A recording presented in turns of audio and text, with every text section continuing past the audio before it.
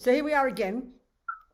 We're not dead yet, which means our petrol tank of morality, this is literally the reason, not because we're young or healthy, it's because our petrol tank of morality literally hasn't run out yet. And the morality of non-killing, kept in the context, lived in context of vows, you know. This is why we're still alive. So we think how amazing, we're not going to waste this time.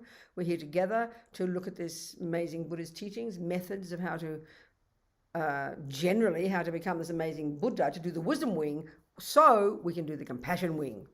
Help others, you know.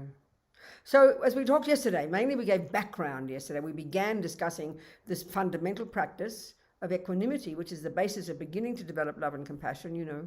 But we looked a lot at the necessity of the first stages of practice. And that's why it's so important to see this Lam Rim as like a course. With all courses, you start at the simple stuff, go to the middle, and go to the advanced. It's just how it is. We sometimes find that quite hard to think about in our culture because we think spiritual teachings are something kind of different, you know.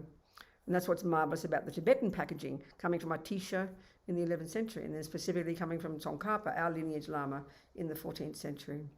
So the whole emphasis of the wisdom wing, like we talked yesterday, the whole emphasis there, the whole point of that level of practice is to protect ourselves from creating negative karma, and to develop ourselves into these marvelous, stable, disciplined, content, fulfilled, wise people. I mean, who doesn't want that? To be less neurotic, less angry, less jealous, less depressed, more open, more spacious, more kind, more clear. Who doesn't want that? That's the wisdom wing. And the results of this, if you graduated at high school, like we talked yesterday, which is the middle scope, which is the wisdom wing, if you graduated there, you'd become this hini, as they call it, the arhat, a person who has achieved liberation from suffering and its causes. And if we looked at the quality of the person's mind, they'd be mind-bogglingly amazing, you know. No equivalent in our culture whatsoever. We've got that potential. But we've got more potential than that, which is the Mahayana component, the compassion wing. So the whole emphasis on that level of practice is to help us continue to remove the delusions. That never ceases. Continue to remove the imprints. And why now? Not so much to protect ourselves from harming others, from creating negative karma, but to help us break down the barriers that ego has created between self and other. That's the whole energy behind the compassion wing, is to smash as quickly as possible all the delusions in the mind in order to want to be of benefit to others. Because what's preventing us from having compassion, even low-level compassion, what's preventing us from having compassion for others is our over-involvement with ourselves. Not being rude, it's just how it is. So what drives the people on the bodhisattva path, what drives is they're like these fanatics, you know. People talk in Buddhism about getting a nice balance. Forget balance, I'm sorry. Look at Dalai, look at Lama Zopa Rinpoche. He is not, I promise you, he's a fanatic. Day and night practicing, doesn't bother to sleep. As Roger said, he's attended a disgusting waste of time. That's not balanced, that's extreme. But extreme what? Extreme wisdom, driven by, which is hard for us to conceptualize, driven by unbelievable compassion for the suffering of sentient beings. And not just, like we talked, all levels of suffering. Every single sentient being, as far as this Buddha's view is concerned, not just having the gross level of suffering when the bad things happen, but being completely driven by attachment, which creates even more unbelievable suffering. And then even more than that, the suffering created because we have no understanding of the true nature of reality. So all levels of suffering. So the only way you can have that level of compassion is by realizing that level of suffering in yourself. This is the point, you know. And this is not how we think of suffering in our world, not in the slightest. Our view is profoundly limited if we compare with the Buddhist one. So of course, none of us is anywhere near, you know, well, I'm not, you might be, but, you know, ordinary people, nowhere near that level. It's exhausting even trying to love and have compassion for one person. We know that. But that's because we've got delusions. So we've got to try and comprehend, if we read the literature about the bodhisattvas. If you hear Lama Zopa talk about bodhisattvas, it's sort of like this incredible enthusiasm about their unbelievable qualities, you know. I mean, by the time a bodhisattva has a realized emptiness, which then means they become an Arya bodhisattva, which means a superior being bodhisattva, which means they've cut the root of all delusions and now they continue to practice. But, you know, the qualities are inconceivable. It is really like science fiction in our world. But we're looking at Buddha's view here, so we take it as a possibility, you know. So, of course, it's a long way to go for us. But we should be try to be inspired by it, you know. And sometimes what inspires us isn't just hearing the teachings, but reading the lives and hearing about and seeing people who would appear to have accomplished this. Reading their stories is unbelievably inspiring, you know. I don't know, did Geshe Lama Konchog come to New Zealand? I know he was in Australia in the 90s. Did he ever come to New Zealand? Geshe Lama Konchog. Did he come? Do you know? You were in Mongolia or Timbuktu, weren't you? You don't know. But anyway, anyway, the thing was, he's an extraordinary Lama. He was a great meditator. When he was a friend of Lama Yeshe's in Tibet. They were both at Sarah J Monastery together. And when you met him, he's like this grumpy old grandfather, rough, fairly tall, really grumpy. You know, and you scares the life out of people mostly. But I mean, Lama Zopa said he lived in Vajrayogini's Pure Land. He was this great tantric yogi, you know, who from the time he left Tibet, he went straight up to the mountains in this place where Milarepa used to meditate. Back in the 11th century, Cave of the Doves, way up in the mountains. I don't know, 6 foot of snow in the winter, you know, totally isolated. No, these days maybe some tourists might go there, but then it was just Tibetans and a few Nepalese people. So he found, he was guided by a dream from Milarepa. He went there after he left Tibet and he disappeared for years, you know, 7 years, living in different caves, totally naked, no food, no sleep, not wasting time, 24 hours a day practicing.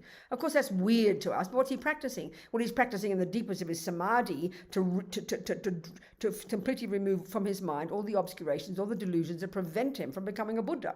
So he's just seriously on the wisdom wing, you know, but driven by compassion. That's the motivation. I mean, someone like Lama Zopa, who doesn't sleep, which sounds peculiar to us, he doesn't need to because he's got complete control over all his energies. The same with Geshe Lama Konchog. He had complete control over his subtler physical energies, taking the Vajrayana model. And so he doesn't need to sleep, he doesn't need to eat, and his mind is in bliss, but what drives them is compassion. What drives them is compassion. Same with Lama Zopa, same with Geshe Lama Konchog. So, I mean, years ago I began doing his biography. He's a Geshe Tenzin Zopa. He might have been to New Zealand, I don't remember. But he was in Australia for he's in Australia now, I think. So years ago, after he passed away in 2001, Geshe Lama Konchog, I started working with Tenzin Zopa on his biographies. And we stopped for whatever reason. I don't remember the reason now. He asked me to stop. So now 15 years later, back on it again. And just even now editing it, it's so inspiring. It's so moving. It's not like reading teachings. It's kind of very sweet. And it's in the voice of Tenzin Zopa. And it almost seems a bit sort of, you know, kind of cute because it's just this devoted disciple's voice describing this outrageous person. And it's just incredibly inspiring, you know, to read the lives of these great yogis. It shows it's real. It's not just intellectual in a book. It shows it's just not philosophy. I mean, Lama Yeshe, in his wonderful book on Mahamudra, like I mentioned it when I had to edit that, again, in there he talked about Milarepa. He said, I was so inspired by Milarepa when I was a boy. I'd read his life. You should read his life, he said. And that's why people love reading the biographies of the great beings. You know, they're so inspiring because there they are, real people. As Lama Yeshe said, they're real people looking like you and me. If they can do it, I can do it too.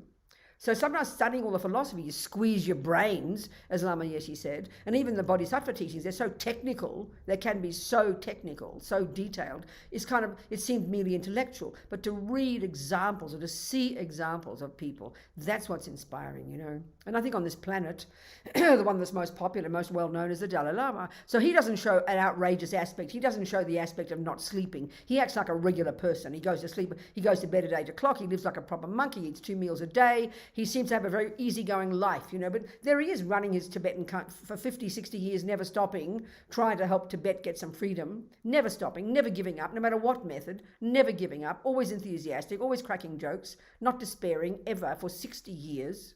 You know, trying diplomatically, socially, politically, religiously, scientifically, every way possible. Meanwhile, blowing the minds of so many people in our world, showing the example. He would never admit to being a Buddha or even a bodhisattva, but just it's obvious if you look at his behavior, hear his words. If he's the end result of this path, thank you very much. I'm very happy to keep practicing, you know. So it's very inspiring to see. And when you can see actual people, then it proves it's not just some intellectual stuff living in myth in the past, you know, like we think of religious teachings.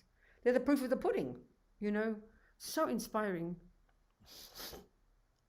And because they're human and we're human, they did it, there's the methods, then I can do it too. Just have that patience, perseverance, and be humble and reasonable. One step at a time. Everything's one step at a time. You know we pave the way. It's a wonderful saying. You pave the way. Rome wasn't built in a day. All these wonderful sayings that our mummies taught us, So we have to, that's what gives us enthusiasm. So compassion, okay, there's something very specific about compassion, the level of compassion of the bodhisattva path. It's unique to the bodhisattva path. So let's look at the wisdom wing. Is if you're going to graduate at high school, graduate at middle scope. Think of it like that. You're on the Hinayana path, you get renunciation, you control your body. First of all, you control your body and speech. You live in vows, you do lots of purification. You get to high school, you get shamatha. You then, you get rid of it, you lessen your attachment, you subdue your mind, then you realize emptiness, and in one life or other, eventually you'll achieve liberation in that particular life. So, okay, what would you be like? Think about it. When you hear the stories about freedom from suffering, liberation from suffering, it sounds very abstract, very negating, like you've got, it's almost like there's nothing left. You've given up this and given up that and given up this, and it even sounds like you kind of end up like a nothing person. No, what do you think's in the mind? And when we understand the Buddhist view of the mind, like we talked yesterday, just a minute, please. Sorry. When we talked yesterday, we looked at, oh, hang on. I'm just something wrong here. I'm so sorry. Just a second. Forgive me, please wait. Okay, when we talked yesterday, the Buddhist model of the mind is very precise, very distinct. You've got neurotic states of mind, you've got virtuous states of mind, and you have this, I didn't mention the third lot, they're called mechanic, they're called the neutral states of mind. I like to call them the mechanics. They're all the bits and pieces of the mind, like your concentration, good memory, discrimination. There's many of these, and these are, I like to call mechanics, because they're the parts without which you'd be a crazy person. So whether you're a murderer or a meditator, you need these. Everybody needs these to do anything, make a cake or become a Buddha. They've got to be working properly. So they're all developed beautifully in shamatha meditation. So forget those for here. So what we've got is the negative ones and the positive ones. And of course, this is unique to the Buddhist view. The negative ones are absurd, neurotic, deluded, distressing, disturbing, exaggerations, distorted. They're like leading us up a garden path, They're useless, they're hopeless, they cause our suffering and they cause us to harm others. So the wisdom wing is controlling, subduing them. So when you've completed the wisdom wing, let's say you graduated high school, like I said, that'd be all gone. You'd have no attachment, no aversion. You'd have no ego grasping. You'd have no jealousy, no depression. You'd be blissful. You'd be radiant. You'd have clairvoyance. You'd be an amazing person, unbelievable. And naturally, you're going to have lots of love, lots of compassion, lots of kindness. Of course you would. What else is there? You'd be astonishing. But from life to life to life to life to life, your goal has been to get out of samsara. Get the hell out of this garbage dump. I'm sick of suffering, Achieve liberation from samsara. Achieve your nirvana, your cessation of suffering and its causes. Now, that's your goal. For many lifetimes, that's your goal. That's your goal. Now, as you're getting closer to it, you get less neurotic, more blissful. More blissful, it's a real word. I wanted to talk to you about, quoting a bit from Lama Yeshe's book, about Mahamudra, about the marvelous qualities we'd have just getting single point of concentration. It gives us encouragement, But you'd be an astonishing person, amazing, blissful, clear, wise, like I said, clairvoyant, infinite love, infinite compassion. But the point is this, because of your goal, you program your mind with this goal to get out of samsara, in other words, not to be reborn again. That's the point.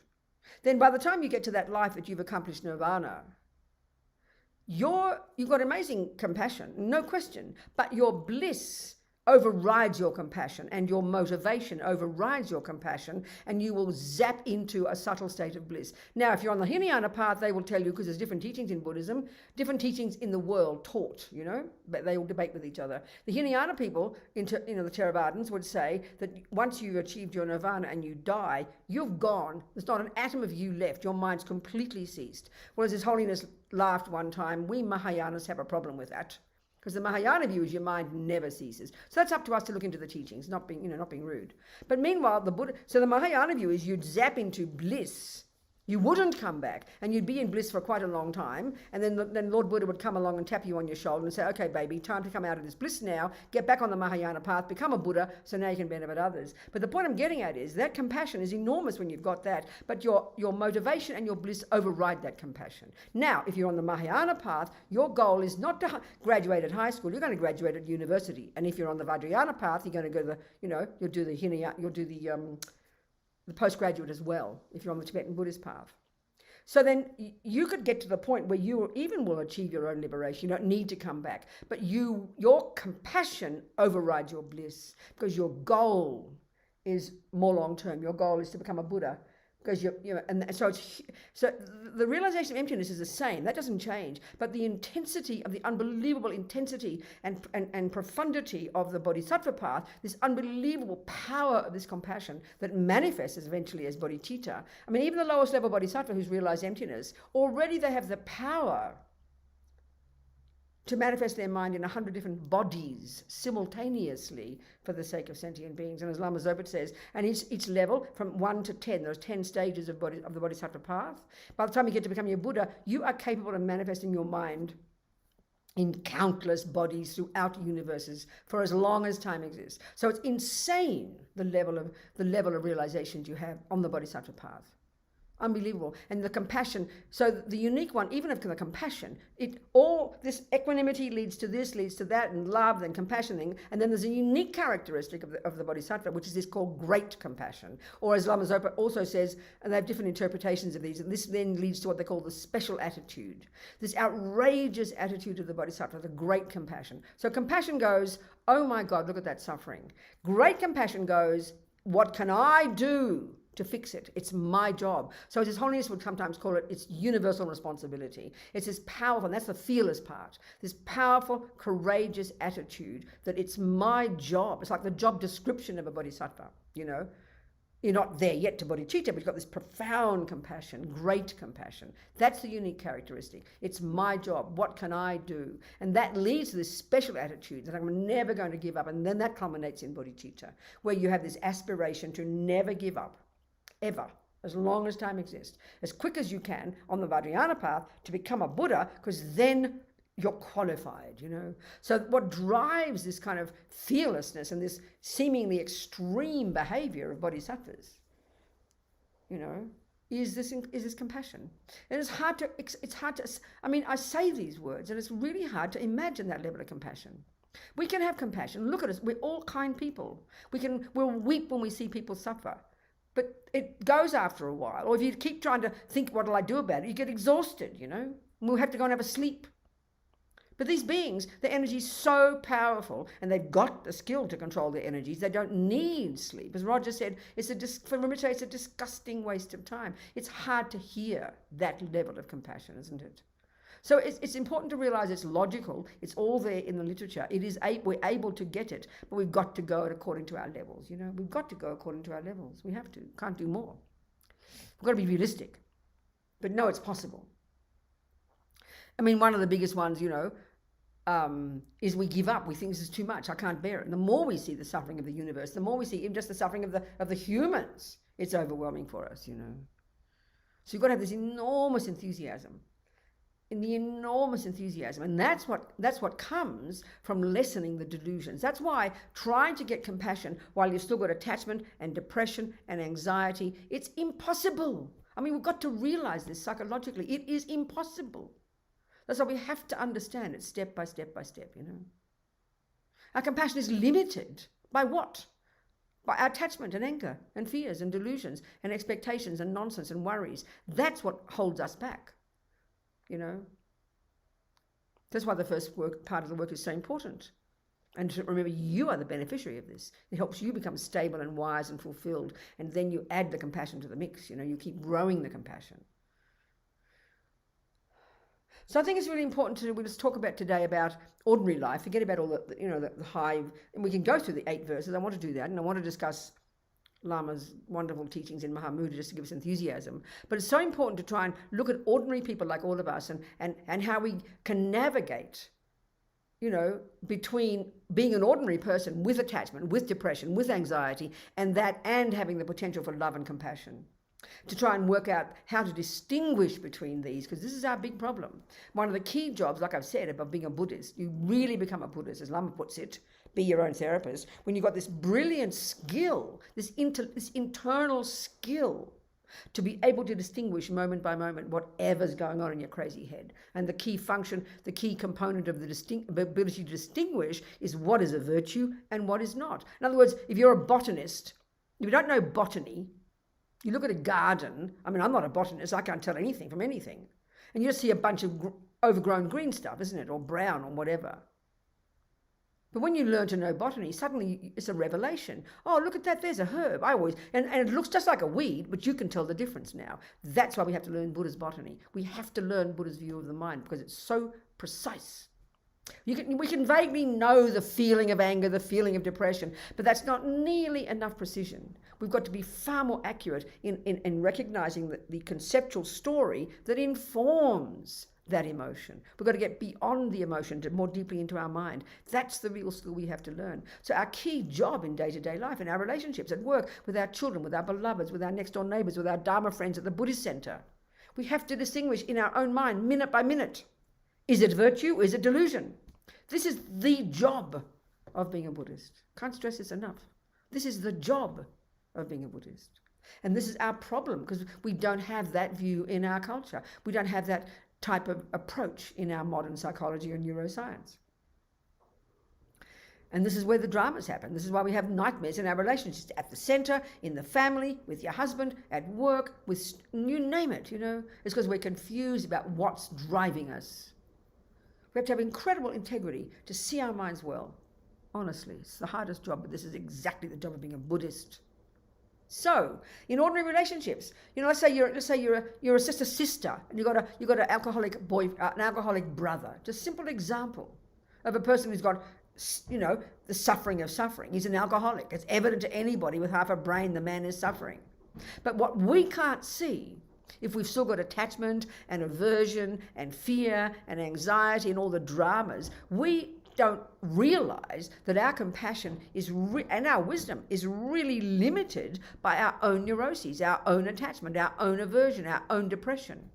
So what we've got to realize when we're driven by attachment and aversion, which is underneath even nice people like us, we're not, you know, wackos, we're not going around raping and killing too many people, but we think we're nice people. We're nice people. We are.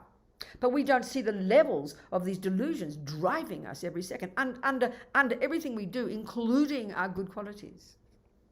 So attachment's function is to get what I want. Basically, it's brutal to say it, but it's the junkie in me that only can stand good things. It only wants the nice things. It can't stand problems. So if you meet a problem, then depending on your personality, on the spectrum of aversion, which is because aversion is a response when attachment doesn't get what it wants, that millisecond aversion arises when you meet that thing that your attachment doesn't want, which includes your alcoholic brother. So speaking from the perspective of your delusions, that part of you can't stand seeing your alcoholic brother. He's upsetting you. He upsets mum and dad, and you know, he upsets all the family. He comes and vomits in the soup, and you think about him while he's not there, and you criticize him, and you're upset with him, and you're angry with him, because that's the response when attachment doesn't get what it wants. Now, we just think that's normal. It is normal, but you've also got compassion. No question. You have got compassion. You do see he's causing himself suffering.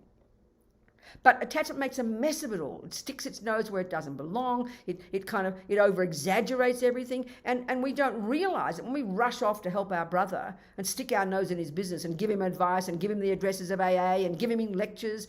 We do love him, but we don't realize our love and compassion are dragged down by our own neuroses, our own wish that he'd stop being an alcoholic because we can't stand it. We can't see that. We can't see that. So we lose any wisdom. We stick our nose in where it doesn't belong. We talk about him behind his back. We all get upset. We blame him for making me upset. We blame him for making mummy and daddy upset, and we get all frantic and worried. That's life. Look at ordinary families. It's like a complete mess, you know. So we do have compassion, but we don't have any wisdom because attachment is getting us to manipulate our brother. And then, of course, he rushes off to AA maybe because he tries to make mummy and daddy and you happy. But he's not ready for it. He doesn't want it. So he falls off the wagon again. And then you get mad at him and you talk about him behind his back and all the drama builds up. This is ordinary life. And we don't realize the attachment and aversion in our own mind are completely making a mess of any compassion. So the thing is, when you've got less attachment, this is what's so interesting, the less emotional neediness for things to be the way I want, what that means is you become very courageous. You become brave and you see your brother. Your heart does break for him, but you're not stupid. You can see he's not ready for your advice. He's not asking it. So you mind your own business. You watch him like a hawk. hoping he'll be okay. You're always watching, but you don't stick your nose in. And even, this is most powerful, you don't talk about him all the time behind his back. That's what drives all the families crazy. We build up all these dramas and stories and acting as if we're being compassionate. It's not compassion, it's anger and attachment. 90% of the time. We never think this. So if you've got some wisdom, which comes from less attachment, less anger, less neurosis, less anxiety, you shut your mouth, you mind your own business, you recognise your mummy and daddy got the karma to have this boy, let them have their relationship, it's not your business to make everything nice. Attachment's a junkie that wants to stick its nose in to make everything lovely, because we only want what's lovely. I mean, this is how attachment works, and we never think that it's polluting our compassion.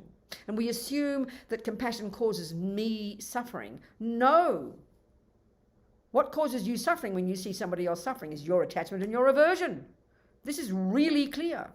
That's why bodhisattvas are blissful all the time. Why? I mean, have a look at the Dalai Lama. If you check out the suffering of his people the last 60 years, it would be enough to make anybody lose their mind. He's like their parent.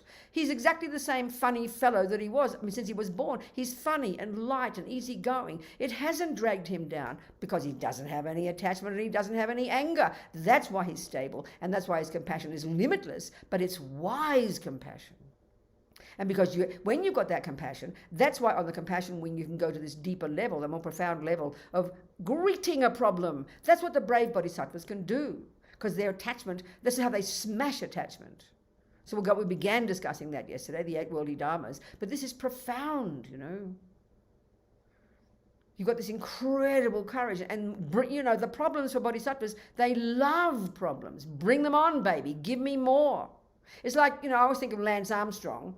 I know he's a naughty boy now, but I remember reading this article about him in the New Yorker, this fanaticism of his incredible determination to conquer every mountain. So for Lance Armstrong, the higher the mountain, the tougher the challenge, the more happy he was. Well, that's a bodhisattva. The more the challenge, the more the difficulty, the more the problem. Why is it exciting for them? Because they are so, you know, for him, he knows every time, another high mountain, he conquers it and achieves even more. So bodhisattvas, of course, conquer their delusions. So they become outrageous in their levels of compassion. So if we haven't done much wisdom wing, our compassion is profoundly limited. Suffering makes us go insane. That's why people have mental breakdowns. They can't cope with the suffering. That's why people who work, I mean, this is not being rude now, but people who work in the helping industries, that's why people go mad. I mean, I'm hearing many people working in the hospitals now killing themselves. And this is because we've got attachment and aversion and depression. This is not criticizing us. It's just Buddha's analysis, because we're so limited. We can't bear that much suffering. And it's not compassion that causes the suffering. It's this natural attachment we all have that drives everybody until you're a highly evolved bodhisattva. And that's what drags us down, because we can't bear the problems. We don't know what to do with it. We despair. We've got to understand the analysis, you know. Got to understand the reasons why we're limited right now. And that's the wisdom work we have to do. And that's why the bodhisattvas, who are the suitable vessels, have this outrageous courage. That's why fearless is a perfect word. Courageous, fearless compassion. Nothing deters them. Nothing deters them. The more suffering, bring it on. The more suffering they see, it is the grist for their mill.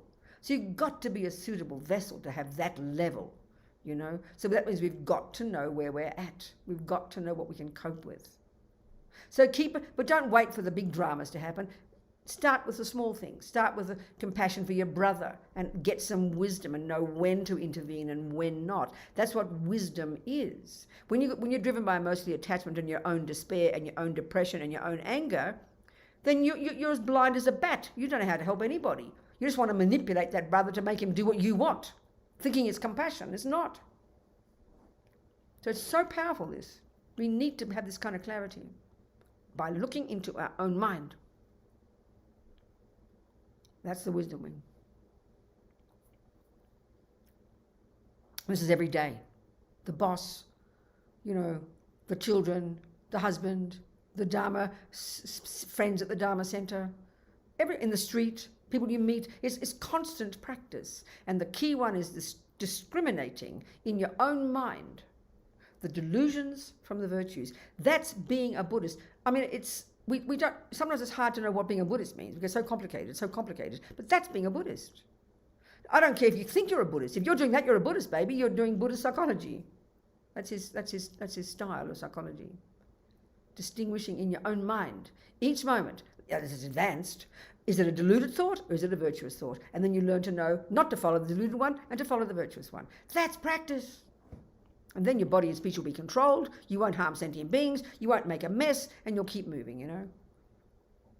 And this is why, which is the high school practice, junior school is the first one. I mean, you know, even in Buddhist centres, all these nice people, the number of disharmonious environments that come. I mean, every centre I've been to, there's a drama. The director doesn't like this person, that person criticises the director, that person doesn't like the SPC, they come into politics, they go behind, they go blah, blah, blah with a mouth, you know. Our mouth is the worst problem.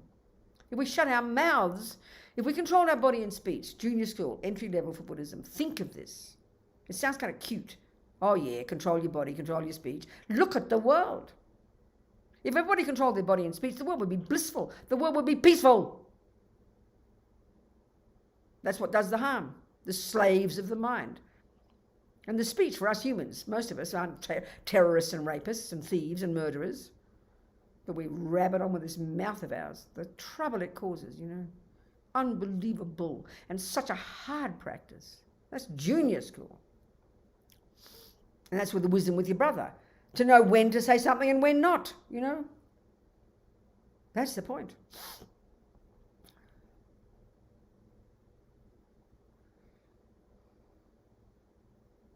And compassion is not just some sweet, gooey thing. It's got incredible strength in it when it's proper compassion. Incredible strength.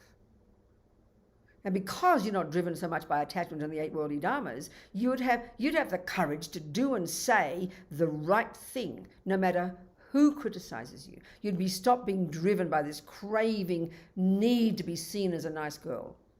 And this is very hard to see. And this is another way we can confuse attachment to being seen as a good girl and running around being mummy's little helper and compassion. They're so different, but we don't see this. Well, you know, it's like one of the commonest things, like you've got I always joke and say you've got the good girls and the bad girls, you know?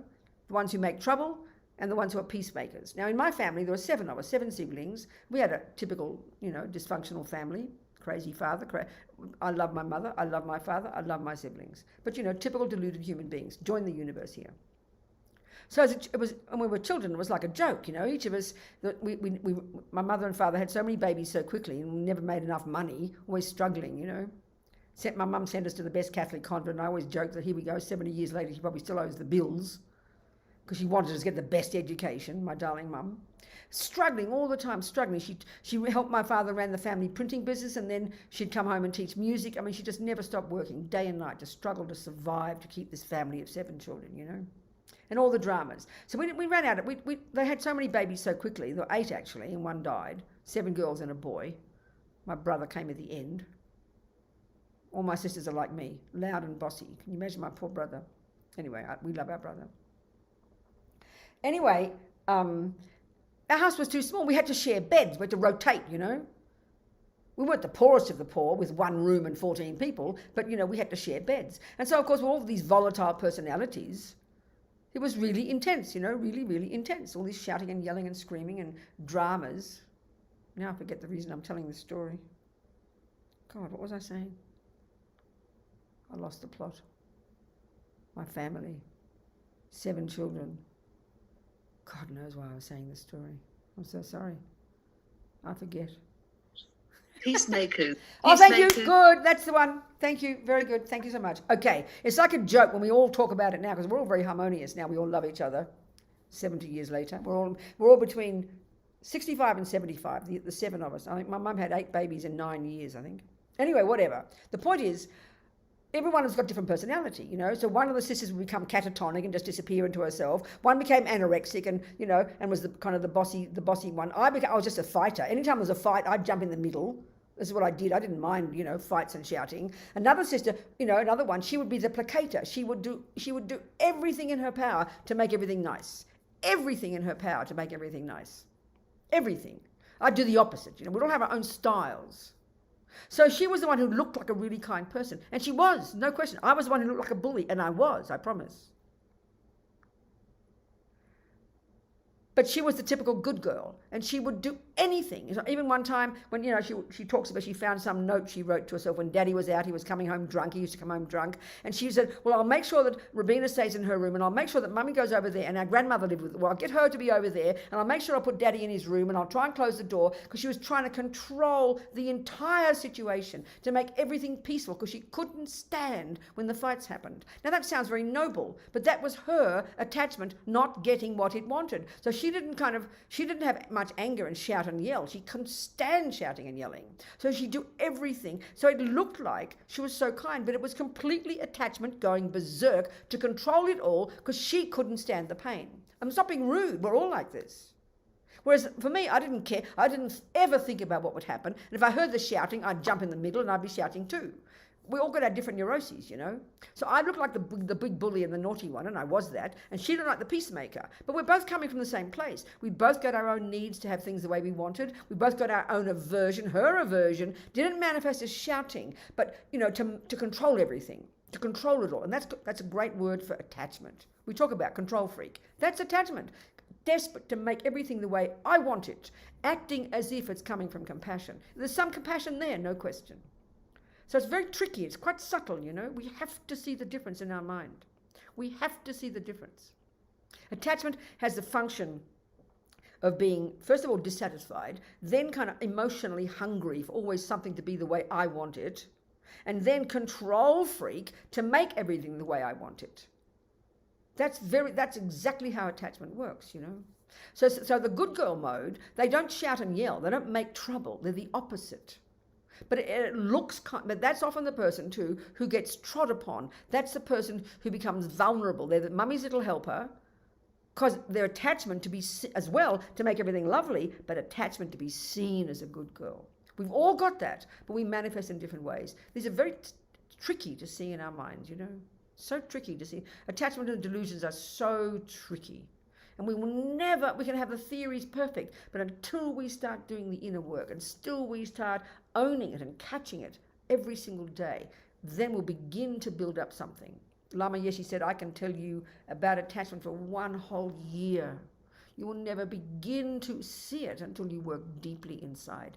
Be your own therapist. It's not cosmic, it's very practical, but it demands integrity. It demands ever more subtle awareness.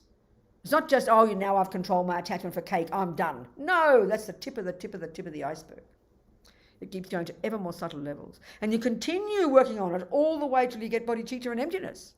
It doesn't just go overnight. It's very, very subtle, And that's, first of all, that's what causes us suffering, and it's what pollutes our compassion, limits our compassion. It's very subtle, the difference between them. There's about 1,000 thoughts a second. The West says that, Buddha agrees. And every one of those tiny thoughts is either a virtue or a delusion. That's what's incredible. So precise. The precision and clarity and depth of analysis that we know we need just to make a decent cake, not to mention build a building or do some really refined, subtle science. That's the level of precision and clarity and depth of analysis that it demands that we use to do the job of unpacking and unraveling this mind of ours, So, of course, some of us have more tendency towards the wisdom wing, sharp mind. Some have more tendency towards the compassion wing. And they've both got their methods. A powerful method to lessen your own suffering is help others. A powerful method to lessen your own suffering is to work on your mind. Either way, they each help each other. And we have to know the different times what's the most beneficial tool to use in our daily lives, But so they're getting back to this, like we talked yesterday, this higher level, this more outrageous level of compassion, this one of exchanging self for others, which is finally what you get when you have bodhicitta. And this particular methodology. So this is in the transforming problems one. So the whole logic here is this. The logic is this, like I mentioned before. I've mentioned it already. You're driven by this. It's like you're driven by this wish to benefit others because you see the suffering is so unbearable. That's the ground. That's the compassion. You see the suffering and it's unbearable. It's unbearable. You see it, and so the great compassion in your mind is, what can I do? What can I do to help? That's the point. That's what great compassion is. So then, of course, the answer is, well, I'm not that much yet. I'm limited. I don't have enough skill. That's the answer. So you don't just give up. So you've got to keep working on yourself. And what are you working on yourself here is the wisdom to see what to do. And that wisdom comes from ripping out the delusions, because they are limiting you. Your compassion can only go so far without wisdom. So it's constantly you're doing both aspects. So the compassion is enormous, but on its own, that's not enough. Compassion is not enough. You've got to have wisdom. And that's what comes from lessening attachment, lessening aversion, lessening your fears. So so the bodhisattva on this powerful wish. So with that attitude, they know that the quickest way to get rid of delusions, the quickest way is to meet an object, a person, an event, a scenario that is horrible, that your attachment can't stand. That's the attitude of the bodhisattva. So this is all expressed in the 8 verses of so-called 8 verses of mind training. So we can go through those, this radical level. This text was kept secret. This whole practices of exchanging self for others back at the time of Atisha in Tangpa. Atisha brought these practices from his own guru Selingpa in Sumatra, where he spent many years, and back in India, he was at Nalanda. These practices were kept secret. It wasn't just Tantra, it was secret. This was secret because they were so opposite to normal, So let me just find the 8 verses, and we can go through them. I mean, I've got, in my mind, I can got them roughly, just got the essence of them. I won't say every word, I'll just get the essence of them. They're very interesting because they're kind of, the first one, the second leads to the third, and each one gets more difficult, more difficult, more difficult. So this is the attitude. This is a text by Langri Tangpa, some great disciple of Tangpa, who was the main disciple of Atisha, who brought this lineage to Tibet. So the first verse, already outrageous. I mean, I see these verses as kind of outrageous, The first verse, let's analyze the words. It says, roughly speaking,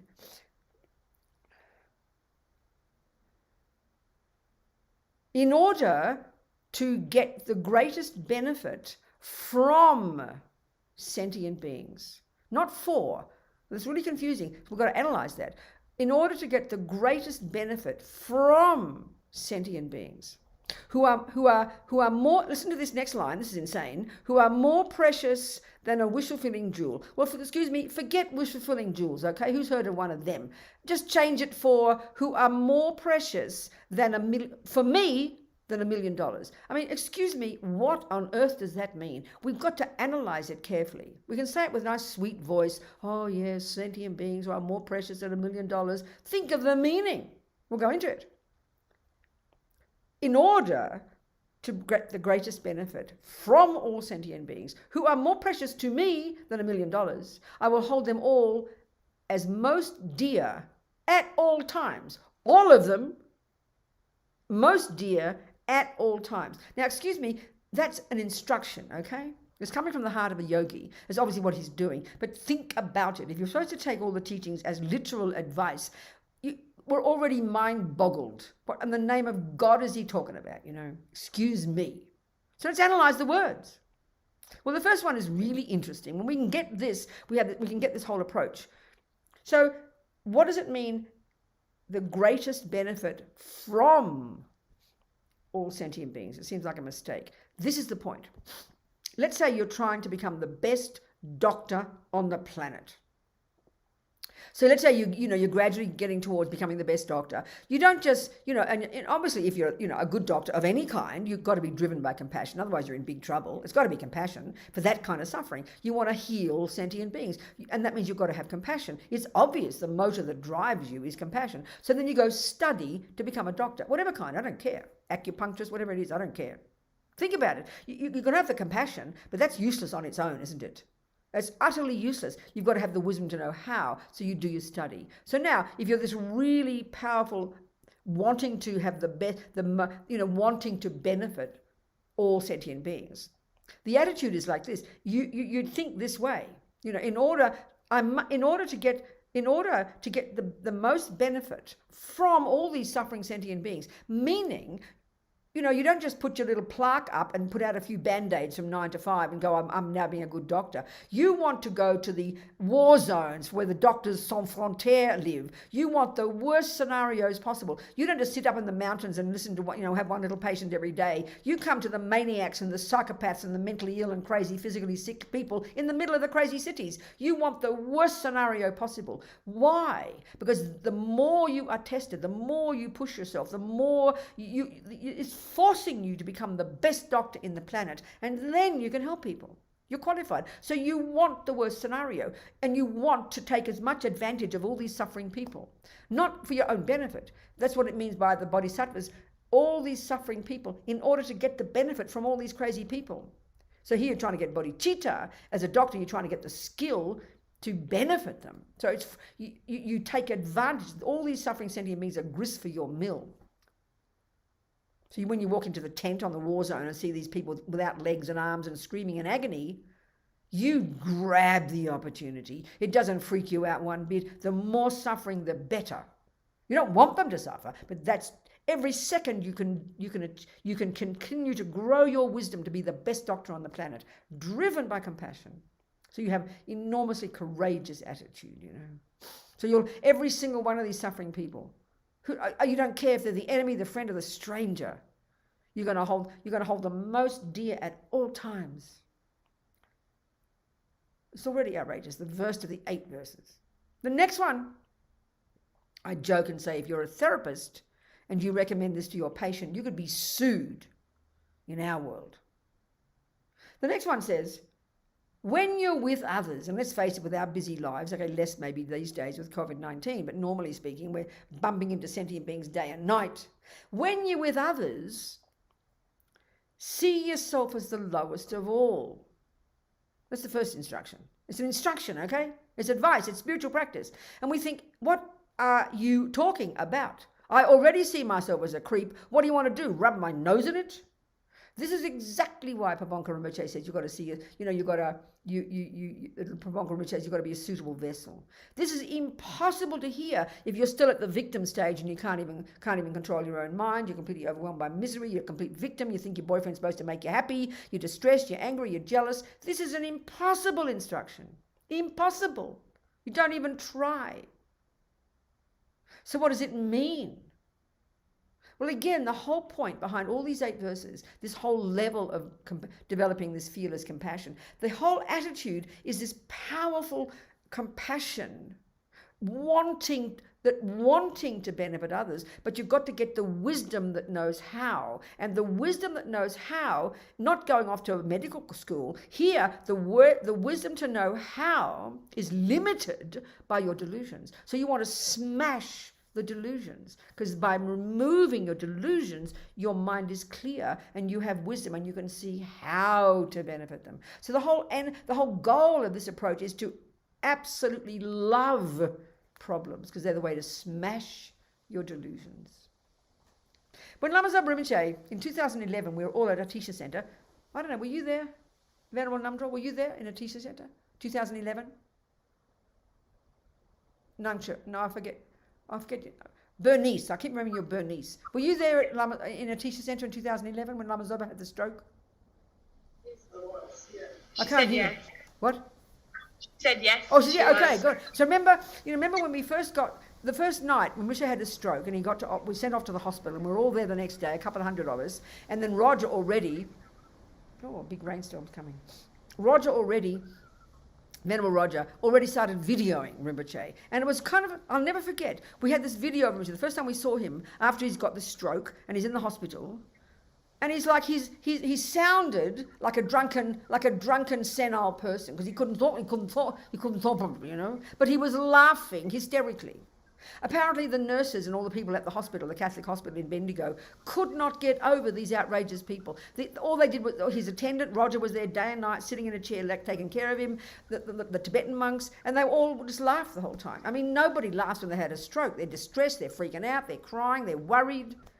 All Lama Zopa did, and it seemed like, the way I like to put it, as if I know anything, that this suffering he had, this stroke, it sort of like increased his own level of compassion 40 million times. He was like in bliss. This is hard to understand, but I have to say, this is how it was. He was like blissful. This level of suffering was for the way he described the compassion that it was driving him in his own mind, Because with a person like that, there is no ego grasping, there is no attachment, there is no aversion, there is no anxiety, there's no fear. So it's just this amazing energy that's forcing him, to this incredible levels of wisdom and compassion. It's kind of extraordinary to see it, Effortless, unbelievable compassion. The more problems, the better. So you've got to be a suitable vessel. I mean, even just a slight headache, we can't even stop wishing it would go away, and try to remember, oh yeah, I'm trying to suffer for sentient beings, but I still wish it would go away. I mean, we understand this, So this second line, this first line's, to see yourself as the lowest of all, what literally is how do you do that practice?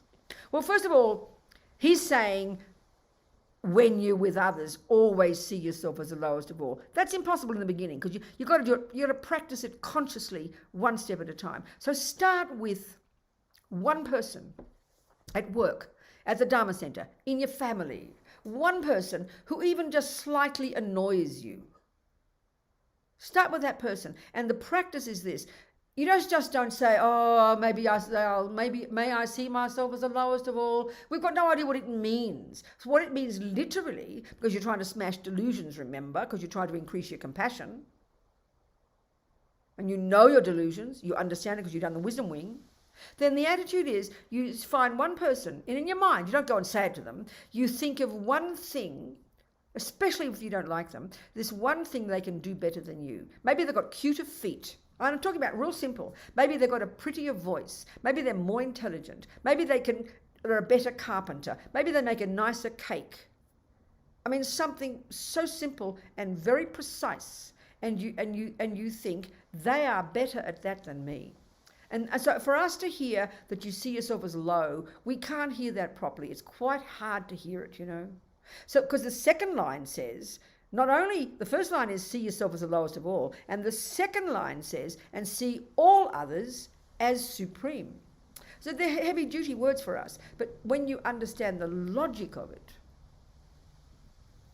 you consciously take one thing, that person you don't like, that is better than you, that one quality. They still might be a maniac, I don't care.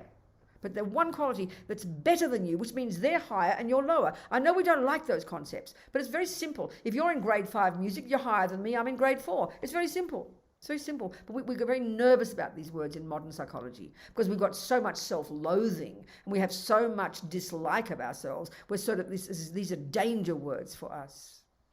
So we have to really hear it carefully. And it's a profound practice. Just once. Try it once a week, to actually consciously find something better about the person you don't like, especially that person. That's how you chip away, Eventually the bodhisattvas actually are like that all the time. I remember, we hear about His Holiness. And it's very interesting because, when we hear these types of things, you hear about a person who feels low, we assume it means low self-esteem. It is not that. It's called humility. Humility and low self-esteem are a completely fascinating pair, Low self-esteem is based on attachment, based on aversion, it's totally self-centered, and you hate yourself. That's dissatisfaction, and we love that. We know that disease well. But humility is completely different. You could have two people, both good at the same thing. The person who's got low self-esteem, this is what's interesting, you flip that over and they've got arrogance. This is very shocking for us because we love to admit to low self-esteem, but we never admit to arrogance. But pride or arrogance, which overstates your qualities, is the flip side of understating your qualities. They're both delusions. Okay? Now, humility is the flip side of self-confidence. They're virtues. They're not ego-based. They're not miserable. They're more spacious, and they are virtues. So a person who's humble is also self-confident. A person who's got low self-esteem is also arrogant. In other words, low self-esteem is resentful that other people dare to be better than me. We don't like to think of it this way because it is terrible suffering. It's not denying that low self-esteem is not suffering. It is, but it's the flip side of pride. We're like resentful of somebody who's better than us. Every time a person with low self-esteem sees someone who's better than them, we get more miserable, like how dare they. But a humble person, they're delighted by somebody else's qualities. They can even learn from them because they're content in who they are and they've got self-confidence. So this is the crucial piece back on the wisdom wing. The difference between the delusions is they're miserable, they're I-based. It's either arrogance or low self-esteem. It doesn't matter. They're both I-based, miserable, distressing and unhappy and exaggerating. But virtues are valid, are spacious, are fulfilled and content.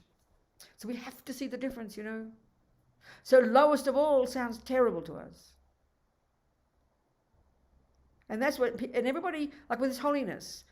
On the other hand, too, it's interesting, when we think of a person who's humble, we think of a quiet little mousy person. No! Look at his holiness. He's the most charismatic, powerful person you could ever meet. I remember being, for a while, Lama Geshe, back in the 80s, and Lama Geshe invited His Holiness to Europe. He was one of the benefactors to invite His Holiness for Europe for a couple of months. And for some reason, Lama amazingly chose 10 of us to be security guards for His Holiness. Lama was so outrageous. And he chose 5 women as well as men. It was unusual. I mean, Tibetans never had lady bodyguards. Now they do. Lama Geshe was so amazing. And so 5 of us were chosen to travel around with His Holiness. 3 of us were nuns, but Lama made us wear lay clothes. It was so hilarious. So I remember my friend Susanna took me, it was in Europe, so I remember she took me around Milan, and I bought these nice knee-length, lovely maroon boots, and I wore lippy. I decided I better wear lippy, you know, I look like a nice lady. I had hair at the time, I was a nun. And Lama used to laugh and say, "Oh, I like you better like that," he said. It was very funny. Anyway, we travelled around with His Holiness for a couple of months. There's 10 bodyguards. It was hilarious, so kind of Lama Geshe.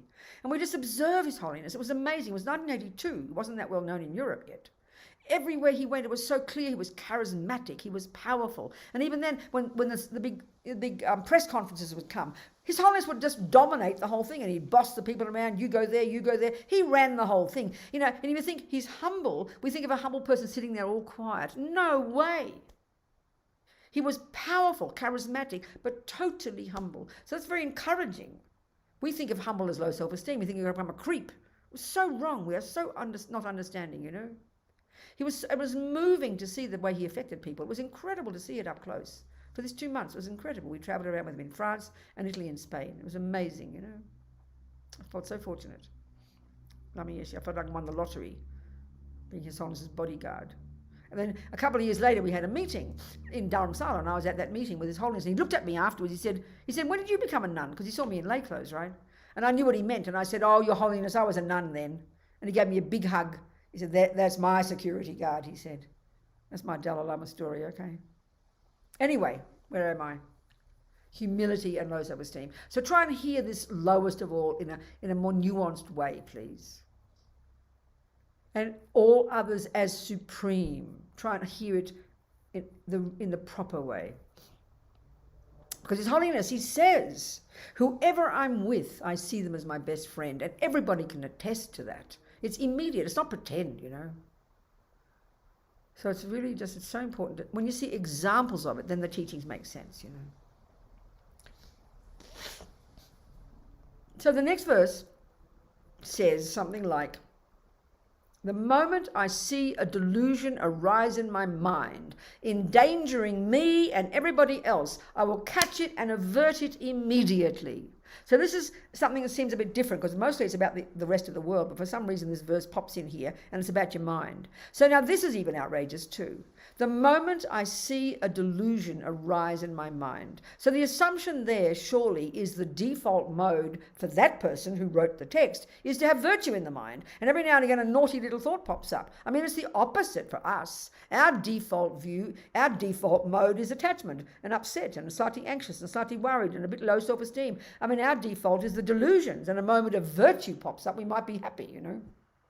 So again, then what's this practice? Is to be learning to distinguish between delusions and virtues. This is the key job of being a Buddhist. So do the best we can.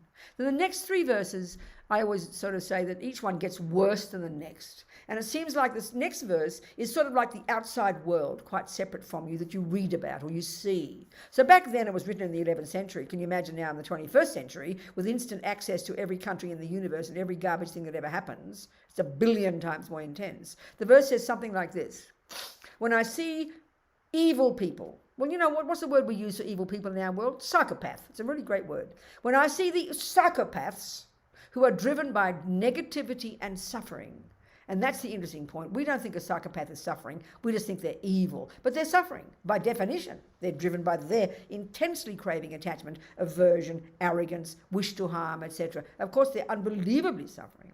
So when I see or read about and think about all the crazies in the world, I forget the analogy now. Something, what is it now? I'll act as if I found a precious treasure. What's that mean? Again, the thing driven in the driving force through these 8 verses is this powerful wish to find the most intensity of the suffering in the world and use it as grist for your mill to smash your self-cherishing, your attachment, and your ego grasping. Why? So you can become completely limitless in your wisdom to know how to benefit others, because you're desperate to benefit others, because you have such compassion. So within that framework, all of this stuff makes sense. In ordinary world terms, it's insanity. It has no sense whatsoever. Now, I think the next verse is getting closer to home. It's like in your broader surroundings, like work or your colleagues and people around you, so distant family and colleagues. So this next one says, something like, when someone accuses you of saying or doing something you didn't do, I forget the right words, it's something like this, you've been accused of, falsely accused. Falsely accused. This happens regularly in work, among kind of colleagues, and it's the worst nightmare. You can't believe they think you did that thing. We can't believe they think I meant that thing. And we're desperate. The suffering is so unbearable. So when you're accused, roughly, of doing something, you will accept the blame. You will take the blame and offer the victory to them. This is insane. I mean, normal world, it's the opposite to normal world, but the same logic to it. Every opportunity you have to when your delusions are attacked, you're so happy for it. So I keep saying you've got to be a suitable vessel, because if you're in the situation in your life at work and you're a little mousy person and you're running around trying to make everybody happy and people start to use it like a doormat, this is not your practice, baby. Your practice is to stand up for yourself or leave the job. To have some courage. You've got to know where you're at. You've got to know what is the best practice for you. So important. The next verse, this is like the closest to home, and it sounds to me like it's your beloved child or your beloved partner. A person whom I can't think of the words, that you've sacrificed your life for, that you've given everything to, in whom you've had so much hopes, turns against you. I will see them as my precious guru. This is the one when all the parents come to me and mothers in tears. Their children have rejected them totally. This is this one, Your husband whom you've sacrificed your life for 40 years. And you come home and he's left you, That's the kind of pain that one is. And that's the deepest of the practice, because it's the most heartfelt. You act that they are your precious guru. So it's obvious to begin to attempt these practices. You've got to be so courageous, and you've got to understand the logic of them, Don't misunderstand them. Any questions, people, about anything I've said so far?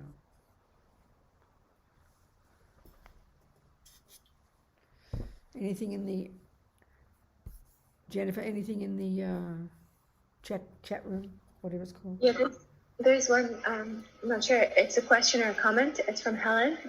Managing my expectations. Who is the person? Helen. Helen, hello, darling. What's the question, Hi. Helen? You say it to me, Helen. Okay, managing my expectations is the hardest thing. It's easy for me to get caught up in spiritual competition. I have this need to keep up with what I perceive as Somebody else's progress, somebody else's... others' progress. So do you, can you understand? So do you obstacle. understand that attachment? Do you understand that it's attachment to be seen as a good girl? That's what drives all of us, darling. Yeah, That's what drives everybody in one way or another. So how do you feel? If you recognize it as excellent? So what do you think is the antidote? To what do you think is an attitude that you can cultivate in your own mind as an antidote? What makes sense to you?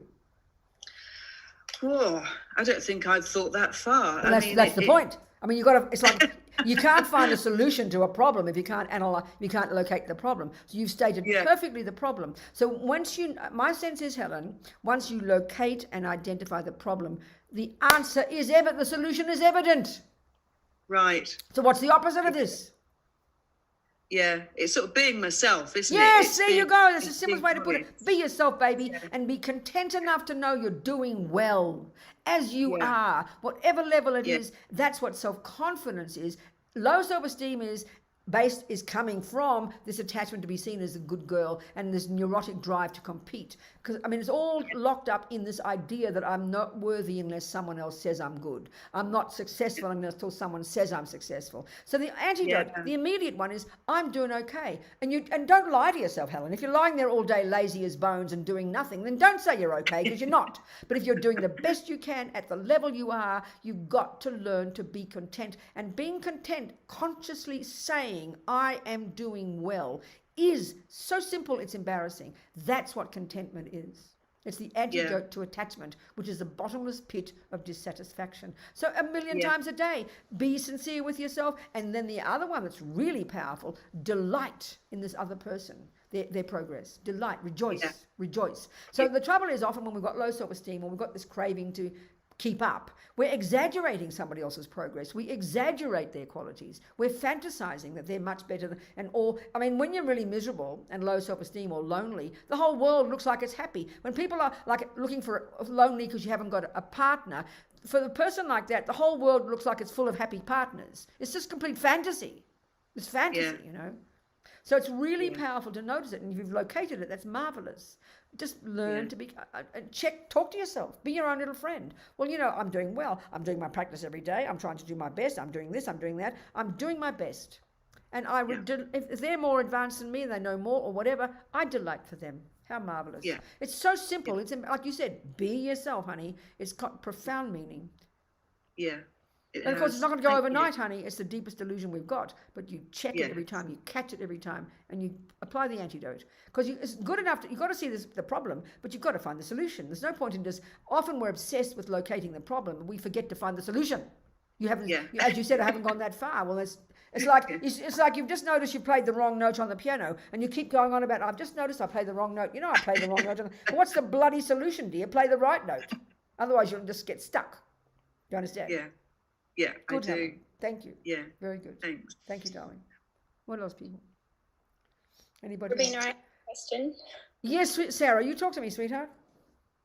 You just mentioned something that was very present for me in my life at the moment around like work and courage and things like that. Yeah. Very brief. I find it very difficult. You said you've got to have courage, but is there a way to develop more courage? Like, I just find it very difficult to stand up and be courageous. Well, in another way, it's a variation it's a variation of Helen's point, don't you think? I mean, there's a variation of it.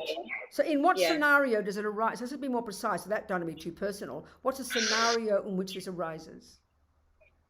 It's work an ethical, or close relationships? professional. Sorry? Close relationships or work? Work relationships. So give us a scenario.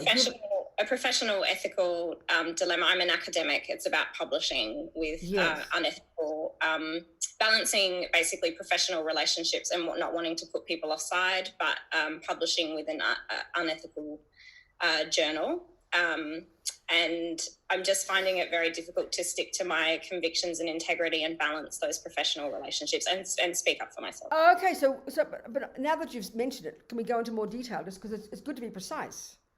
So you said an unethical publication. So where's your dilemma with that? Is it, you mean you're afraid to say no to them? What do you mean? I don't want to publish with them. Oh, okay. So is that complicated to say no, though? Why? It's very complicated to say no. Well, try and say why. Because my colleagues are wanting to forge ahead for various, but I feel like they're finding reasons to say they're okay. Say that they're okay. I think they're searching for reasons to make them feel good about. Okay, no, I hear you exactly. So, okay, then everything is, what's the loss for you? I mean, you're going to lose your job if you say no? Are you going to have all them dislike you, turn against you? What are the consequences of you standing without being bossy and without being arrogant about it and all snooty nose, but simply saying no? What would be the consequences of this that you think that you're terrified of and don't want? potential to not work with these people again. It's not my job, it's extracurricular, but to sort of standing in the professional community in which I Okay, so listen, honey, this is the one that's the practice as we progress, giving up attachment to being seen as a nice person or to seen as successful. This is the one that is the greatest integrity, the one that we need to cultivate. So that means you've got to analyze carefully what you think the consequences might be that you are so afraid of. And this is where, this is really important, not just don't just follow some gut feeling, but you've got to be very analytical, because attachment is exaggerated. Attachment desperately wants to be seen as nice and do the right thing, which is, and in general, virtuously wanting to be good in your community is really excellent. It's good to have a good reputation. You must have that. But, to have the courage to stand up and to risk other people going against you, you have to bear that risk. And then often when you discover that you stand up, all the other people who are afraid to stand up will be so happy, and they'll be so glad that someone's had the courage to stand up. You don't do it as an arrogant thing, but you just try to follow your own integrity and have the courage to be prepared to lose. That's where even just in ordinary relationships, most people are afraid to leave that husband, afraid to leave the job, because they imagine all the consequences. I don't know what I can do. I might never find another partner. I might never get another job. That's our fears, and that's what holds us back.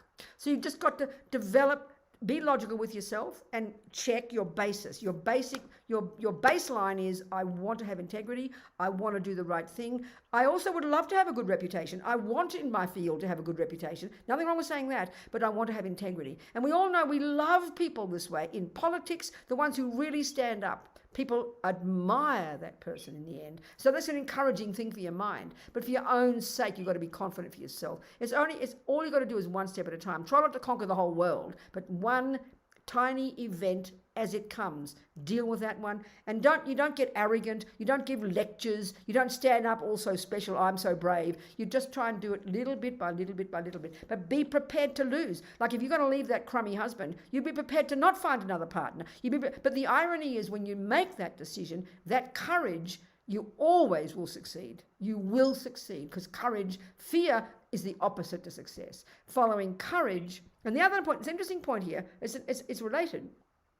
I remember hearing about years ago, some Australian nurse, I think, who was living in the UK, and she worked with dying people. And then she wrote a book from her findings, and it was called The 5 Greatest Regrets of the Dying. And the greatest regret, it wasn't not walking up Mount Everest. The greatest regret was, I didn't follow my heart. I didn't do what I knew was the right thing to do. What I wanted to do, I did what I thought other people expected of me. That's the one, baby. That's the greatest regret. That's very powerful, isn't it? Have the courage, because in the end, we do not lose anything. You only gain more. Because the point is, with our view right now, it's so small, so fearful, so worried that we can't see anything. But the moment you make that brave decision, you open a whole bunch of new doors, and everything will be okay. I mean, there's a wonderful saying the yogis say, if you really practice your ethics and your integrity, the food will roll up the hill to you. So have courage, sweetheart, one tiny step at a time. Are there practices for deepening courage or facing those fears? Are there things that I can do you the practice. I'm telling you the practice.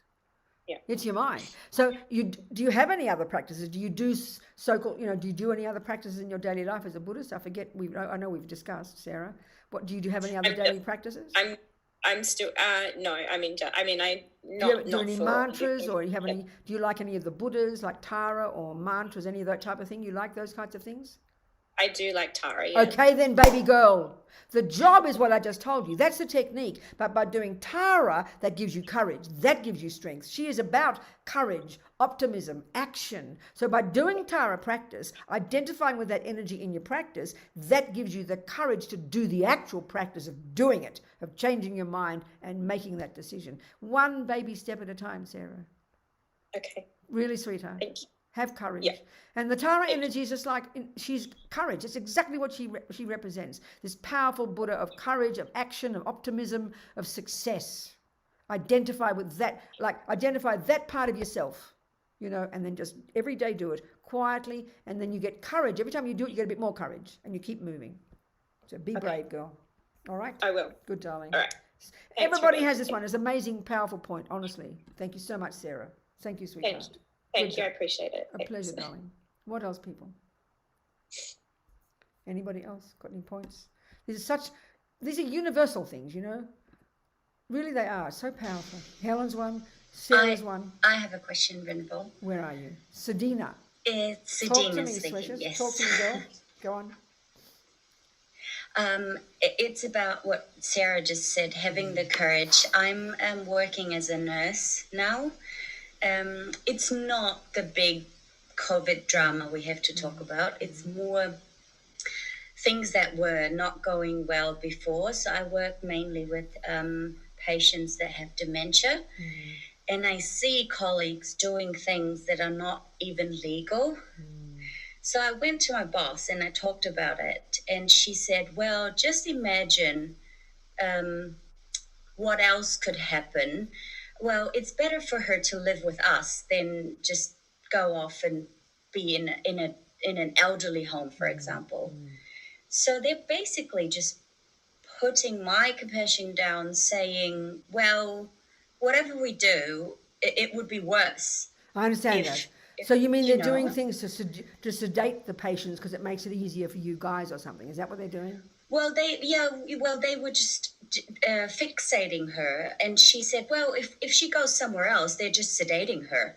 Would that be the better choice? So what do you mean by I said, fixating? well, Can you explain? no, I hear you, Sedina. What do you mean by fixating? I'm sorry. I'm German, so I didn't know the right word maybe. So restraining her. Oh, okay. I her. see you. I hear you saying. Oh my God, I hear what you're saying. Oh my God, Yeah. this is terrible. So it's kind of cruelty, really. Well, that's what I think, and It that's is. what Sounds I to me feel, like and it's that's what cruelty. my heart says. I know. So okay. But then- So this is and this is a really interesting point, Sedina. Sarah's point is about her own decisions, you know. But you. And she has power over that decision because she has to decide what she can and can't do. Now, in your scenario, because you're in this big environment and you probably aren't the boss, right? You just said you went to your boss. So you don't have the power to tell these other colleagues to stop doing it, do you? Do you? Do you have the power to stop them? Are you their superior? No.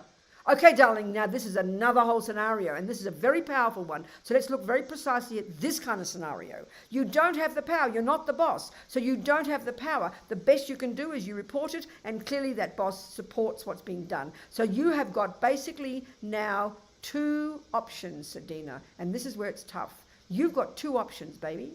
You have to either weigh up the advantages for you of staying in this job and thinking of what you can do to be as loving and kind to all these suffering people, even if they've been tied up. You have to decide the advantages of the job, or you decide the disadvantages make it too difficult for you and you have to leave. Bottom line for you, honey, and this is a powerful point, because much of the time we can't change certain situations. We don't have the power, and you right there do not have the authority or the power. So that means you've got precisely two options. So often what happens is, in a scenario like yours, you'll start to go to your superior, you'll go to another superior, then you'll get thrown out, people will go against you, and you will gain nothing. So you've got to decide, what are if there are advantages for you to be in this job?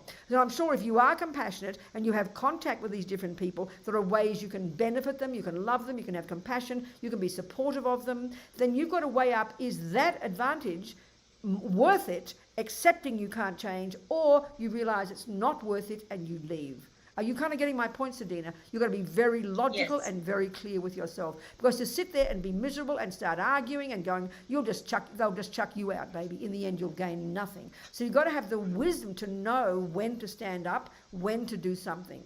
Sarah's point is very clear. It's her own decision, what she plans to do.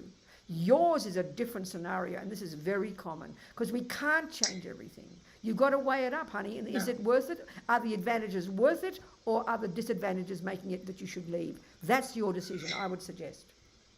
Well, I don't know if her advantages are worth it. No, I'm not talking. I'm scared. Sedina, wait. Whose advantages? Yeah. Who are we talking about now?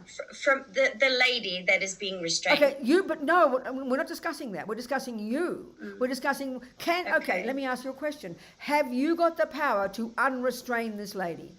Are you allowed to do that? You can change it. Yeah. So what will yeah, happen? well, So what will yeah, happen then after sort you've of- done it? So what will happen? Another nurse will come along and they'll restrain her. Is that again what will happen? Probably. Is that likely going to happen? Yeah. Okay, so if you can relieve her suffering at that moment, and in this case by unrestraining her, then sweetheart, do it. But if you know that the next second they'll restrain her again, or if you can help her, I mean, why do they restrain her? Because she behaves badly? She shouts and yells or something, or tries to get out of bed? Yeah, she tries to get out of bed. Okay. So this is the whole point, Sadina. What you're doing is you're pointing out a problem and you're trying to think of a solution. So one solution is you take the restraints off. Another solution might be you be her friend and love her and help support her to help her calm down. Now, sweetheart, if you can do that, then please do that. Then absolutely. But that's what your decision is. What can I do and what can't I do? And then within that, you do your best. At the same time, not going against your colleagues. You don't want them to all hate you. You've got to work together. So by being kind and supportive, you can find many ways to be skillful around the corner sort of thing. That's the wisdom you have to develop. Do you see what I'm trying to say? Are we communicating? Yes. Because for you Yes. just to start, I'm not saying you are being angry, but for you to go to the bosses and then keep complaining and this is wrong and how dare, in the end you will gain nothing and you won't even help the woman either. So you've got to be very skillful and very wise if you want to keep being there and know you can be benefit to these people. You understand my point, darling? I do, but I see also that she could be maybe in a different place where they would treat her better. Okay, then if you've got, again, the bottom line is, Sadina, do you have the power to make that happen? Can you send her somewhere else? Have you got that authority? I don't, but Well, if then I who keep does? talking Who has about it, Who has the authority? my boss, she could do But something you just about it. stated that your boss accepts that this is fine. So this is the point I'm getting at, Sadina. You might be absolutely right in identifying a problem, but you've got to have the wisdom to know how far you can push it. That's what I am trying to tell you. Don't be too theoretical. Don't be idealistic. Nothing is perfect. If you can do something to get her sent somewhere else, please do it. But if in the end you end up making a fuss and no one trusts you and they throw you out, what have you gained? Nothing for yourself and nothing for her. And I'm not saying don't have integrity, but sometimes we can't make everything perfect. Do your best, but we've got limitations. If you were the boss, you could do it easily, but you're not the boss. You've only got your power, your parameters of your power are limited. So we've got to work within that by being wise and skillful and not alienate everybody.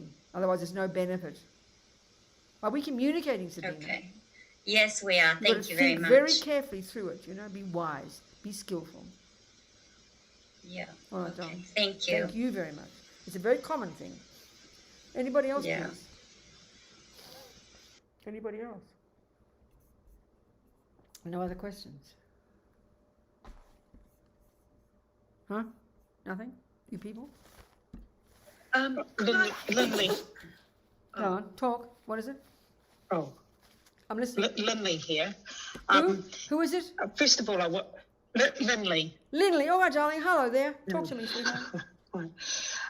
First of all, I wanted to say thank you to the two people who asked those questions because for me, both of those were things that I face as well. And Yes. I found those, Rabina, your answers were very helpful as well.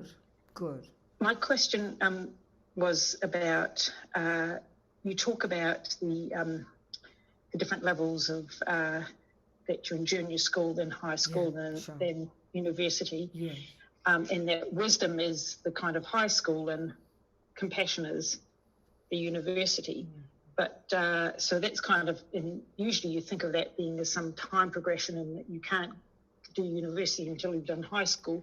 But you also do talk about them being something you can practice together. Yeah, well, absolutely. So, and you've got to know your own limit. This is the point. You've got to know what your capability is. Sometimes you just got to reach out to somebody. That's compassion. Sometimes you've got to think it through and lessen your own attachment or lessen your anger, because each will help the other. We've got to see they're very interdependent, In other words, are you following my point? Are you following my thinking?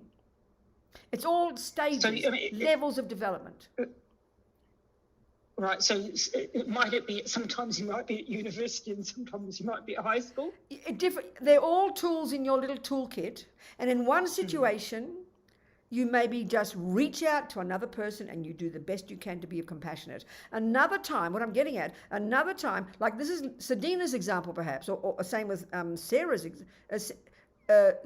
example, or Helen's example, you check, there's nothing much I can do to help the other person, but I can lessen my own anger. I can lessen my attachment. I can lessen my own neurosis. I can lessen my anxiety. In other words, there's no point in reaching out to your brother. He doesn't want your advice. So that means you can't reach out and do something overt to help your brother, but you can work on your own anxiety and realize that that's why you're miserable, not just because your brother's an alcoholic. So it depends on where you're at and the different times and the different space.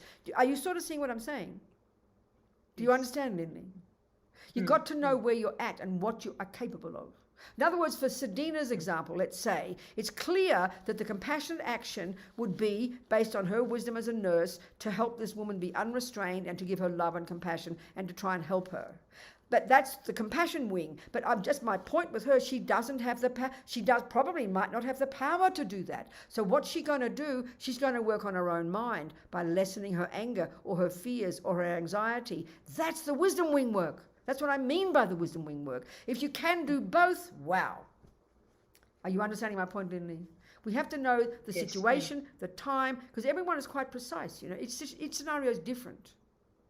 Are you hearing what I'm saying, sweetheart? Yes. Does it answer your point, or do you want to be more discussion with it? Oh, no, that's helpful. I think maybe in thinking junior school, high school, could maybe be too concrete about. Yes, exactly. Thinking about that linear. But it's helpful to. Absolutely. No, I think you understand. But the other point, again, remember the point I'm making.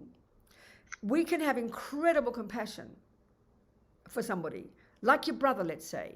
Unbelievable compassion for his son. You really have empathy. But the wisdom wing also means you have no ability to help him. You can't help him because he's not open to your help. So that's what I mean by wisdom or compassion. But if you've got the real skill to know how to help him, then you've got compassion and wisdom. Sometimes we've just got to do the wisdom wing, work on our own mind, be patient, be humble, check on ourselves, give up our attachment. Sometimes we have compassion, and sometimes we can do both. Do you understand my point? Yes, yeah. If we're driven by compassion and then we rush off and make fools of everybody and make a mess because it's attachment that's polluting our compassion, that's the problem. That's the problem. Do you understand my point? Yes, Good, yes. darling. So your example that you gave around having a sibling with issues is also incredibly helpful. I feel like it's been speaking to me very much today. This is so common. We've all got friends. We've all got these scenarios. We rush off like fools sometimes, leaping in the deep end, all rushing off to try to help. But in the end, it makes a mess half the time because we don't have the skill and the wisdom, and we lack the wisdom because we're driven by our attachment. That's my point. Do you understand? So sometimes just holding back and doing nothing looks like you're being selfish. But no, you're not being selfish. You're being wise. And you're checking your brother, you're watching, and you grab an opportunity when it comes because you see now he's more open, and now you can slip into that opportunity. So you're being more wise and more skilled. It's like a wise mother. Mothers are all over the place with their ridiculous attachment. A mother's an even better example. Mothers are like the classic example of a completely controlling, full of compassion, full of love, there's no doubt, but driven by their own ridiculous possessiveness, the belief that their child is, and so they stick their nose in where it doesn't belong so many times. That's what parents do.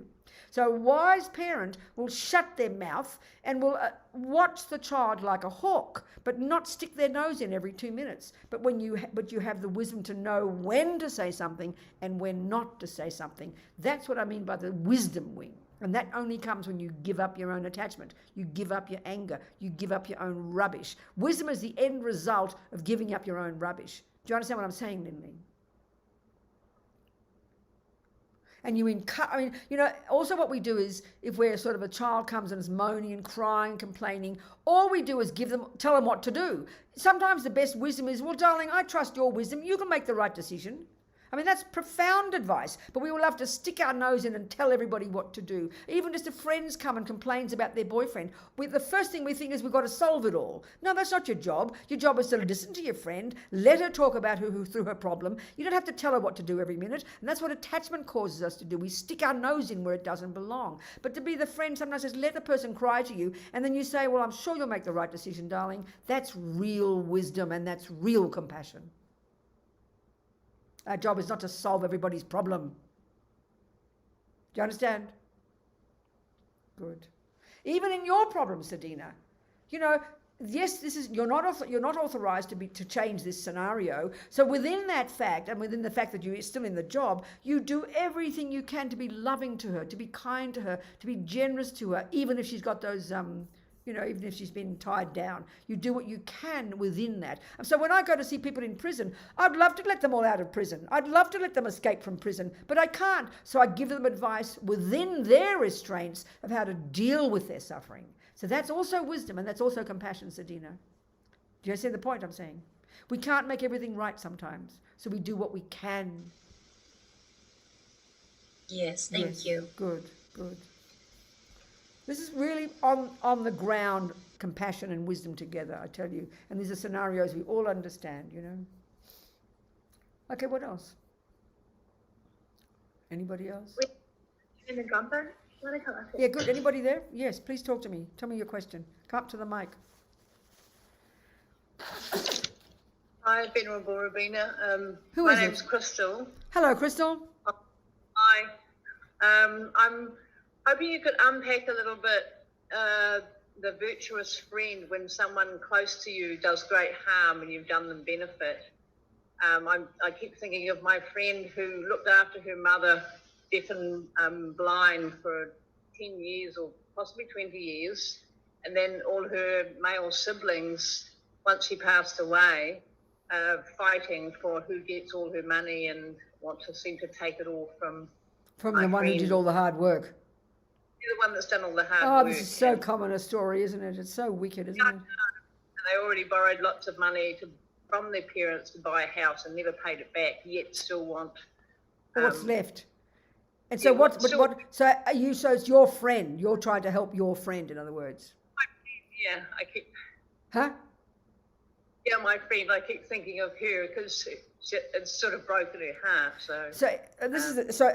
So then the question is, then you're not the person it's happened to. You're the person who wants to help her. So are you able to help her, and how do you help her? How do you think you can help her, Crystal? I think maybe I can help her understand how to see. What? Say it again. Help her understand how to see her brothers more as virtuous friends. No, I know, but if she could, I mean, but first of all, let's look at it practically. There's no other way. Has she got a lawyer? Can she change the will? I mean, what does the will say? Look at the practical side first. What does the will? This is sometimes how you can help. Forget about the spiritual side. What does the will say? Yeah, no, it's. I can't quite remember what it all said, but it was that most was to go to my friend Jane. And but then how can they change the will, though? I mean, these are the practical issues. Maybe you got to get her to find a bloody lawyer. I mean, has she got a lawyer? They've been through the courts and it's all settled now because she gave in, but her family. So what is the conclusion? I mean, this is now the law. Okay, good. This is helpful. So what is the conclusion of the court? What's the final conclusion of this will? Who gets the money? Well, she got some, but they still got more than she did, and so they got what they want because she'd run out of puff. Really, she'd run out of effort, and now she's dealing with sort of. Okay, so the reality is the law has decided. And she can't appeal it. There's no point in appealing it. I'm just asking these questions first. This is the point. There's either one, you help her with her attitude, or two, you help her with the practical issues. Is there anywhere she can go? Can she do an appeal? Is there a possibility she should get more? I'm asking this. Can you help her do that? This is one way to help her, if you think it's useful. No, the only way I'm thinking I can help her is her attitude towards her. Why? Because you mean she can't, you mean there's no chance she can get more money. Are you confident about that? I'm pretty confident about that. But has she accepted it? She's accepted it, yeah.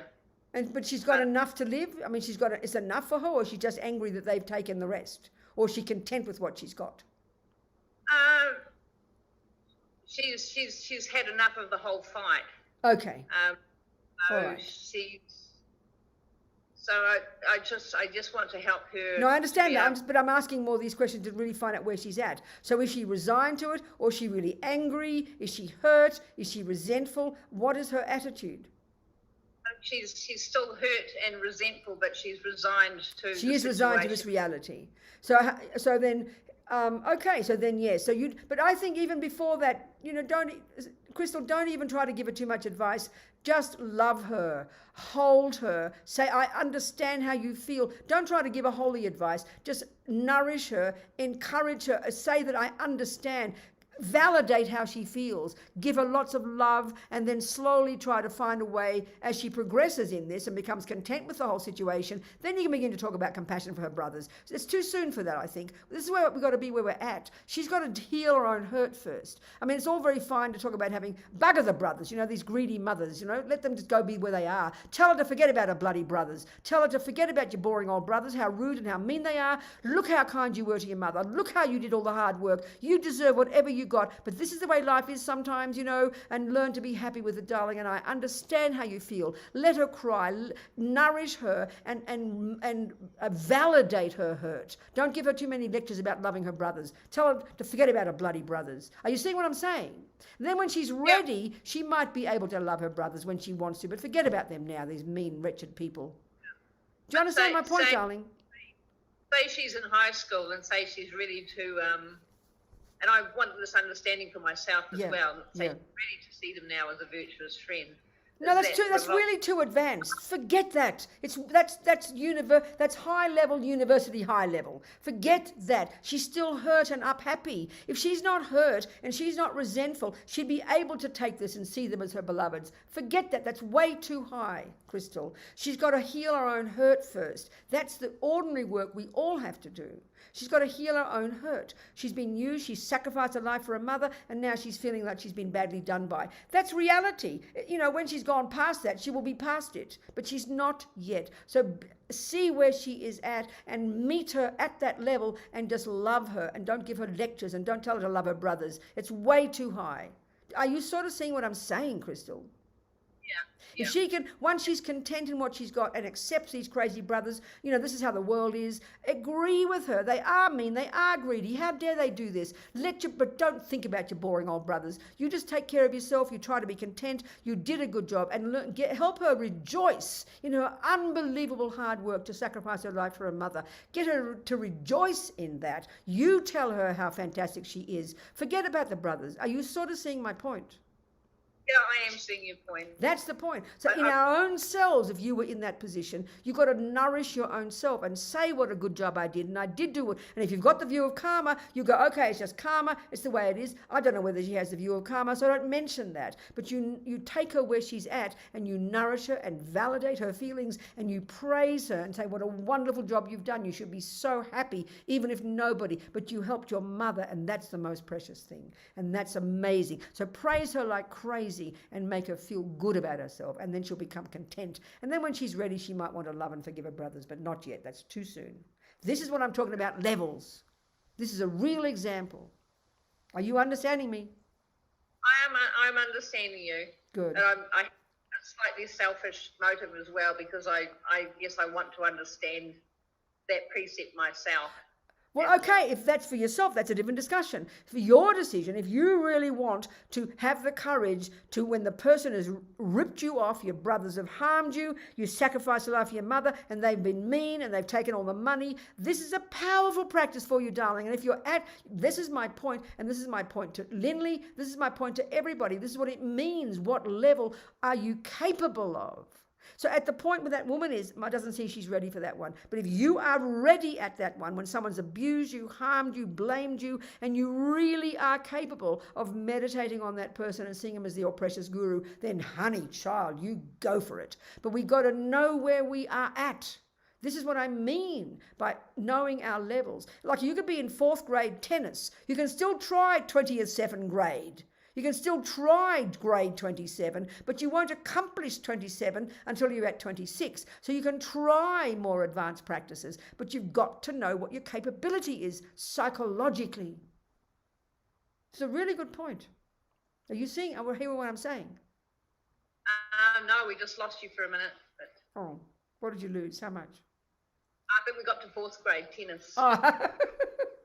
Okay, this is what I mean, like Linley's point, you can sometimes do junior school, sometimes high school or university, but you've got to know what you're capable of. So when you're in 4th grade tennis, you can try grade 27. You can aim to do it. It doesn't mean you'll be really successful, but it's very brave of you. But you've got to know what you're capable of. So don't stay stuck in grade 4. If you want to aim for seeing the abusers as your guru, then honey, child, you go for it. But if you're a victim, if you're still a victim, and you know, like your friend, and she gets all caught up and thinks, well, they're really kind to me, but she's still all bitter and miserable, she's lying to herself. It won't be helpful to her. You with me? No, you're right. It might be helpful to her, but I'm still wanting to understand it. Well, I'm trying to tell you. Do you understand it now? Or not? Sweetheart. What do you think I'm saying? You've got to have a concrete scenario. Tell me what you think I'm saying. For yourself. Then I have to know what level I'm at. I know that, but try and use a scenario. Pretend it happened to you. Have you got siblings? Can you imagine them turning against you like this? Can you imagine them taking all the money from the will? Can you imagine that scenario? Huh? Answer me, girl. Yeah, I guess.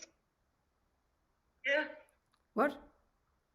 You said you want to understand it yourself. That's what I'm trying to discuss with you. Can you understand this level of practice or not? Okay.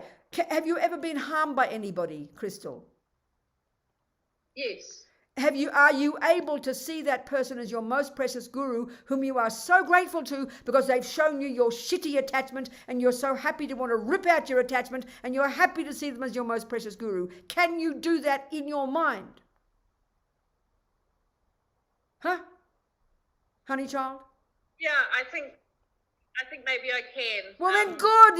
You're being brave. But I think with your friend, you're overstretching it for her. You're being a bit too kind of holy for your friend. Be more simple with her and love her and hold her and nurture her and praise her for her wonderful work all those years. And screw her boring old brothers. Yeah. And be happy with what she's got and be glad that she's done she needs validating. She needs praising. She needs you to support and love her where she is at. That's wisdom, to know how to help her. Yeah. Are you hearing me? Yeah, I'm hearing you. I've answered my own question. Good, internally.